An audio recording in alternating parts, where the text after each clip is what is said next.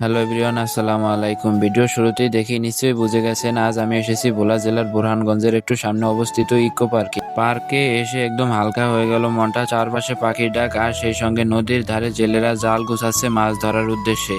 এই দৃশ্যটা একদম অন্যরকম শান্তি। এখন আমি উপরে দাঁড়িয়ে দেখছি বিশাল মেঘনা নদী, কতটা বড় কতটা সুন্দর চোখে না দেখলে বোঝা যায় না। তবে এখন পানি একটু কম, তাই ভাবলাম নিচে না নামলে পুরো ফিলটা পাওয়া যাবে। আমার সঙ্গে আছে মামতো ভাই, তাই নিচে নামার আগে একটা ভিডিও তুলে নিলাম। মনটা এমন হালকা লাগছে যেন সব দুঃখ কষ্ট এখানে মিশে গেছে। নিচে নেমে দেখি মাটি খুবই নরম, এক কদম বাড়ালেই পা ঢুকে যাচ্ছে। তবুও এই অভিজ্ঞতাটা অসাধারণ, যারা করেছে তারাই বুঝবে। এখান থেকে মেঘনা নীরব সৌন্দর্য দেখার মতো। শেষ বিকেলের রোদে নদীর পানি চিকচিক করছিল, পাশ দিয়ে নৌকা জাহাজ চলার সময় ঢেউ এসে লাগছিল পারে। আমি একটু হাঁটলাম নদীর ধারে, নিজের সঙ্গে নিজের সময় কাটালাম। অনুভূতিটা এক কথায় অসাধারণ। Hands collide like waves on the shore. Every touch leaves me craving more.